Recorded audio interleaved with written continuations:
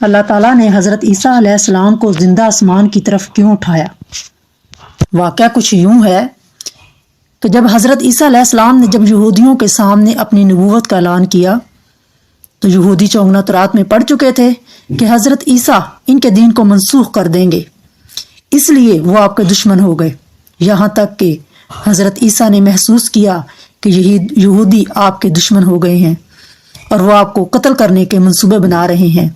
تو ایک دن آپ نے لوگوں کو مخاطب کر کے کہا کہ کون ہے جو اللہ کے دین میں میرا مددگار ہوگا؟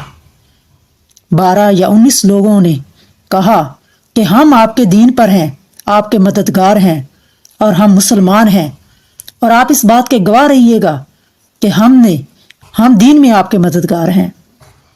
باقی سب یہودی اپنے کفر پر قائم رہے، یہاں تک کہ جوش دعوت میں یہودیوں نے حضرت عیسیٰ علیہ السلام کو قتل کرنے کا منصوبہ بنایا، اور وہ ایک شخص جس کا نام تیاتانوس تھا آپ کو قتل کرنے کے لیے آپ کے مکان میں بھیجا۔ اتنے میں اچانک اللہ تعالیٰ نے حضرت جبرائیل علیہ السلام کو ایک بدلی دے کر بھیجا۔ حضرت جبرائیل علیہ السلام نے آپ کو آسمان کی طرف اس بدلی کے ذریعے اٹھایا تو آپ کی والدہ جوش محبت میں آپ سے لپٹ گئی۔ آپ نے فرمایا، اماں جان، اب قیامت کے دن آپ کی اور ہماری ملاقات ہوگی، اور یوں بدلی نے آپ کو آسمان پر پہنچا دیا۔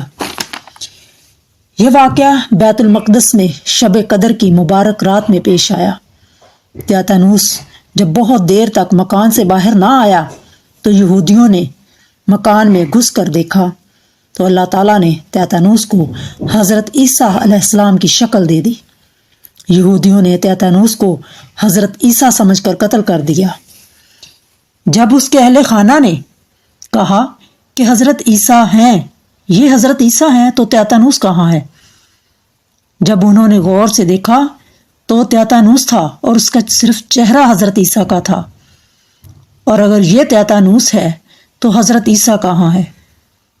یوں اللہ تعالیٰ نے حضرت عیسیٰ علیہ السلام کو زندہ آسمان کی طرف اٹھا لیا۔